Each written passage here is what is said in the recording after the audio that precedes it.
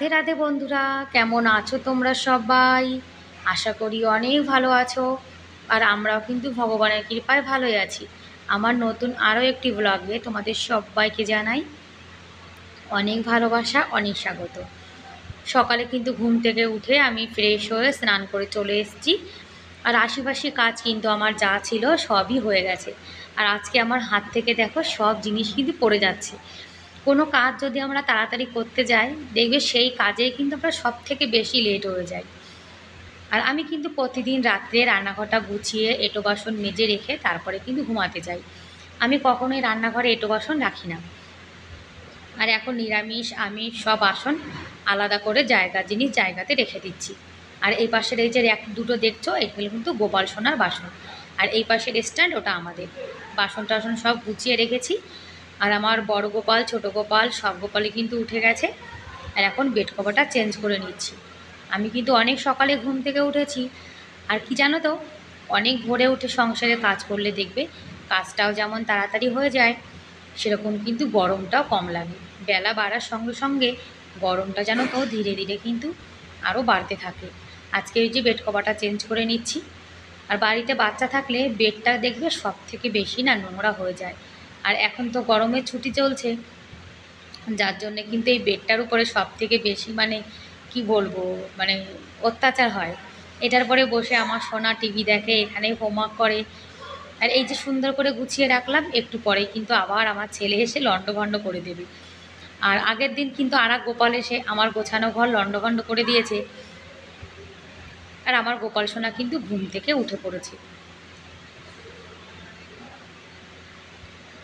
আর আমাদের এখানে জানো তো, এখন তো মে জুন, এই দু মাসের মধ্যে একদিনই একটু বৃষ্টি হয়েছিল। তারপরে না আর কোনো বৃষ্টির দেখা সাক্ষাৎ একদমই নেই। আগের ভিডিওতে দেখিয়েছিলাম যে আমাদের এখানে বৃষ্টি হয়েছে। সেই বৃষ্টি লাস্ট 4-5 দিন হয়ে গেছে আর বৃষ্টি হলো না। একটু বৃষ্টি হলে জানো তো গরমটা কিন্তু অনেকটা কমে যায়। আগের বার তাও ভালোই বৃষ্টি হয়েছিল, এবার তো মনে হয় বৃষ্টিটা অনেক কম, একদমই বৃষ্টি হচ্ছে না। আর মেয়েদের সংসারের কাজ কিন্তু কখনো থেমে থাকে না।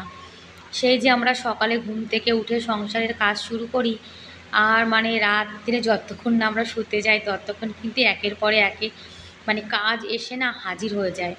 ঘরটা কিন্তু গুছিয়ে নিয়েছি, এখন ঘরটা ঝাড় দিয়ে নিচ্ছি। আর ঝাড় দেওয়ার সময় পাখাটা তো বন্ধ করেছি। আর আমি জানো তো একদম ঘেমে গেছি।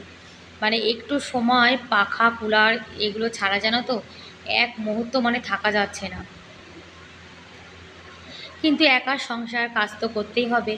আর আমার ছোট্ট গোপাল সোনা ঘুম থেকে কিন্তু উঠে গেছে, স্নানও করে নিয়েছে। এখন আমার গোপাল সোনা এই যে পটল আলু ঝোল, অন্ন আর আলু ভাজা দিয়ে সকালে সেবা করছে। এটাই আমার গোপাল সোনার সকালে সেবা। তারপরে আমি চলে এসেছি চা বানাবো। একটুখানি দুধ রয়েছে, তা ভাবলাম যে চা বানিয়ে ফেলি। আর কি জানো তো, আমি কিন্তু প্রতিদিন সকালে লাল চা খাই, কিন্তু কখনো কখনো না একটু মন চায় যে একটু অন্য কিছু খাই। সব সময় দেখবে এক জিনিস কিন্তু একদমই ভালো লাগে না। আর আমার কিন্তু রান্নাবান্না সবই হয়ে গেছে। আর কালকের না একটু বাসি ভাত রয়েছে, তা ভাবলাম সেটা দিয়ে একটা রেসিপি বানাবো। আর সেই রেসিপিটা তোমাদের সঙ্গে শেয়ার করব। আর 1 কাপ চা বানিয়ে নিয়েছি শুধুমাত্র আমার জন্য, আর 2টো বিস্কুট। এটা খাবো, তারপরে আবার কাজে লেগে পড়বো। এটা একটা এনার্জি ড্রিঙ্ক। এটা না খেলে জানো তো কাজে না একদমই জোর পাই না। এই যে কালকে রাত্রিরের অল্প কটা ভাত ছিল, একজনের হবে। তাই ভাবলাম যে ঘরে তো শিমলা মির্চ, তারপরে বিনস সব কিছু আছে, তাহলে ভাতটা দিয়ে একটা রেসিপি বানানো যাক। আর বাসি ভাত কিন্তু ফেলে দিয়ে লাভ নেই। তা অন্য দিন ভাত থাকলে জানো তো পান্তা বানিয়ে রাখি, কালকে আর পান্তা বানাতে মনে নেই। তাই ভাবলাম যে ঘরে তো ভেজিটেবল আছে, তাহলে একটা রেসিপি বানিয়ে নিই। এটা কিন্তু তোমরা সবাই জানো, তাহলে তোমরা দেখতে থাকো যে আমি বাসি ভাত দিয়ে কী বানাই। আর শিমলা মির্চ কিন্তু খেতে জানো তো ভালো লাগে। এটা ঘরে সবসময় আমার বর এনে রাখে, কেননা আমার বর আমার ছেলে এরা আবার চাউমিন খেতে না ভীষণ ভালোবাসে। সেই জন্যে বিনস, তারপরে ক্যাপসিকাম এগুলো সবসময় রাখতে হয় ঘরে।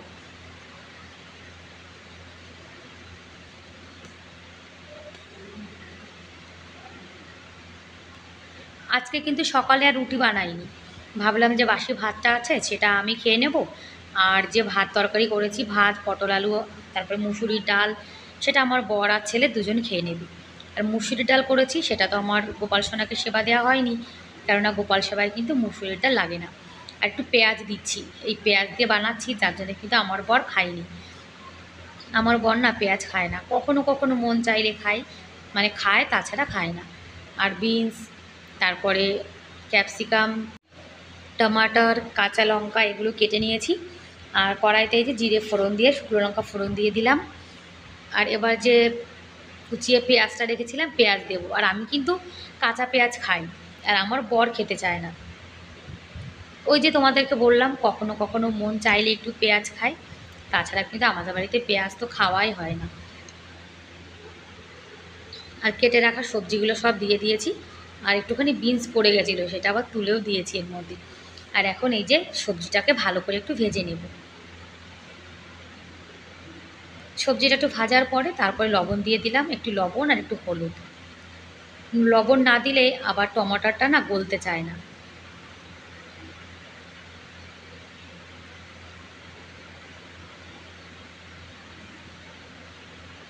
আর এখন একটু ভাজা মশলা দিয়ে দিলাম।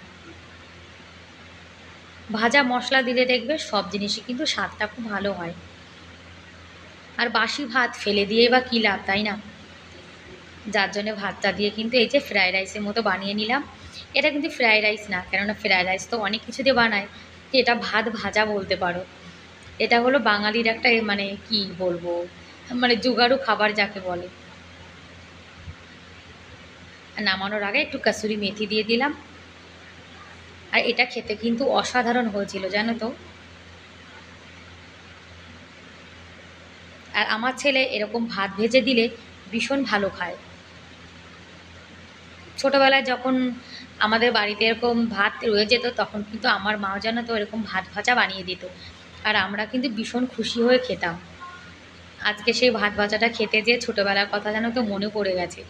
অনেক অনেক জিনিস আছে যা স্মৃতি হয়ে রয়ে যায়, সেটা তো মানে কোনো দিন কখনো ভোলা যায় না। খাওয়া দাওয়া করে বাসনপত্র যা ছিল মাজতে চলে এসেছি। আর এখনও পর্যন্ত যারা আমার ভিডিওটি দেখছো, তোমাদের যদি আজকের ভিডিওর কোনো অংশ ভালো লেগে থাকে, তাহলে প্লিজ এটা লাইক করে দিও।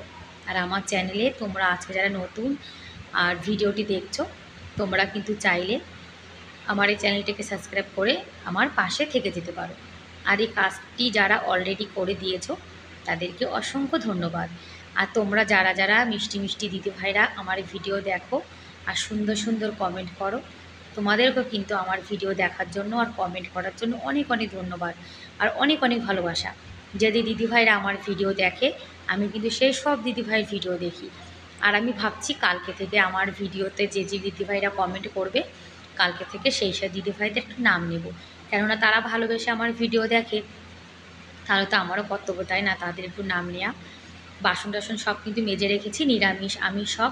তারপরে এই যে গ্যাস ওভেনটা এখন পরিষ্কার করে নেব। আর আমি কিন্তু সবসময় গ্যাস ওভেনের নিচে একটা পেপার বিছিয়ে রাখি, তাহলে এক্সট্রা যে তেল লবণ হলুদ তরকারি ঝোল যা পড়বে ওই পেপারটার উপরে পড়বে, আর নিচে যে কাগজটা বেছানো রয়েছে এটা খারাপ হবে না। আর এখন গ্যাস ওভেনটা ভালো করে ভিম জেল দিয়ে আর স্কচ ব্রাইট দিয়ে পরিষ্কার করে নেব। ভিম জেল দিয়ে যে কোনো জিনিস যদি পরিষ্কার করো, দেখবে একদম চকচকে হয়ে যায়। আর গ্যাস ওভেনটা তো সবসময় ভেজা কাপড় দিয়ে মোছা হয়, তারপরেও কিন্তু 2-3 দিন পরে পরে একটু সাবান জল দিয়ে কিংবা ভিম জেল দিয়ে পরিষ্কার করে নিলে দেখবে এটা কিন্তু সবসময় নতুনের মতো চকচকে থাকবে। আর আমাদের ঘরের যে রান্নাঘর, সেটা কিন্তু সবথেকে বেশি নোংরা হয়। বিশেষ করে যাদের রান্নাঘরে কিচেন চিমনি নেই, তাদের রান্নাঘরটা কিন্তু বেশি নোংরা হয়। যার জন্য একটু কষ্ট করে যদি আমরা প্রতিদিন একটু পরিষ্কার করে রাখি সব জিনিস, তাহলে দেখবে জিনিস কিন্তু অনেক দিন ভালোও থাকে। আর ডিপ ক্লিন করার সময় কষ্টই মনে হয় না, কেননা সবসময় যদি রান্নাঘর পরিষ্কার করা থাকে, তাহলে ডিপ ক্লিন করার কিন্তু দরকারই পড়ে না।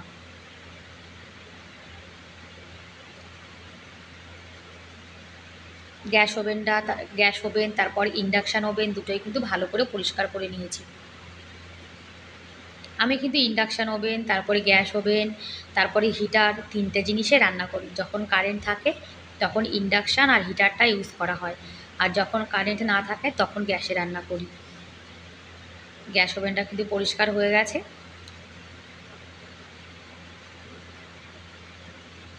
আর এই যে রেগুলেটর, এটাও কিন্তু সুন্দর করে পরিষ্কার করে রাখতে হয়, এটাতেও কিন্তু অনেকটা ময়লা জমে যায়।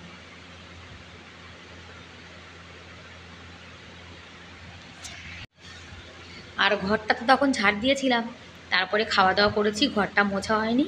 এখন এই যে ঘরটা মুছে নিচ্ছি। এখন শুধু ঘর, রান্নাঘর আর যেখানে রান্না করেছিলাম সেই জায়গাটা মুছে নেব। এখন তো আমার রান্নাঘর আর গ্যাস ওভেন দুটো না আলাদা হয়ে গেছে। রান্নাঘরে অনেক গরম তো, যার জন্যে গ্যাস ওভেনটা এই যে এখানে রেখে দিয়েছি। মানে রান্নাঘরে কোনো জানলা নেই, তারপরে একটু ঠান্ডা হাওয়া আসে না, যার জন্য আমার রান্নাঘরে জানো তো অনেকটা গরম লাগে। তাই গ্যাস ওভেনটা এখন এই যে বাইরে রেখে দিয়েছি, গরমটা যখন কমে যাবে তখন আবার রান্নাঘরে রেখে দেবো। আর এখানে তো রান্নাবান্না করেছি, কিছু না কিছু তো পড়েছে এখানে, যার জন্য এই জায়গাটা একটু ভালো করে মুছে নিচ্ছি।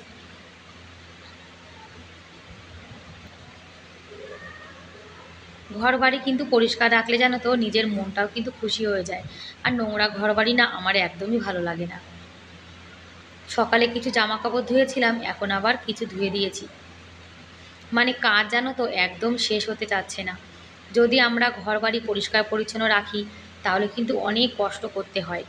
আর যদি অগোছালো নোংরাভাবে থাকো তাহলে তো কোনো কষ্টই নেই, শুধু খাও আর ঘুমাও। আর রোদ্দুর দেখেছো কেমন উঠেছে? কত দিন হয়ে গেছে একদম না বৃষ্টি হচ্ছে না। আমাদের এখানে লোক অনেক দিন থেকে অপেক্ষা করে রয়েছে কবে একটু বৃষ্টি হবে। আর ভালো রোদ্দুর পড়েছে, যার জন্য জামা কাপড় নিয়ে আর ছাদের পরে যাইনি, এখানেই দিয়ে দিয়েছি। আর সব কিছু শুকিয়ে যাবে। মানে এত রৌদ্র যে 1 ঘন্টার মধ্যে কিন্তু জামা কাপড় যেন তো সব শুকিয়ে যায়। ঘর মোছার কাপড়টাও কিন্তু আমি সাবান দিয়ে সুন্দর করে ধুয়ে দিয়েছিলাম। তারপরে পাপোশ টাপোশ যা ছিল সেটাও কিন্তু ধুয়ে দিয়েছি। আমাদের ঘরের পাপোশ, তারপরে ঘর মোছার যে কাপড়টা সবসময় যেন তো পরিষ্কার পরিচ্ছন্ন রাখতে হয়। আর আমার কাজ করে কষ্ট হয়ে গেছে, তাই আমার ছেলে আমার জন্য রসনা বানিয়ে রেখেছে। বলছে মাম্মা তোমার কাজ করে কষ্ট হয়ে গেছে তো তাহলে তুমি এটা খাও। আর আমি তো মানে কাজ বাজ করে জামা কাপড় ধুয়ে জানো তো অনেকটা ঘেমে গেছিলাম, যার জন্যে আবার একবার স্নান করে এসেছি আর মাথাটাও ধুয়ে নিয়েছি। মানে যখন আমরা দেখবে কাজ বাজ করি, রান্না করি, তখন আমাদের চুলটা কিন্তু একদম ঘেমে না জল হয়ে যায়, যার জন্যে সপ্তাহে 2 দিন করে কিন্তু মানে মাথাটা ধুতে হয়। আর স্নান করার পরে এখন কত ভালো লাগছে।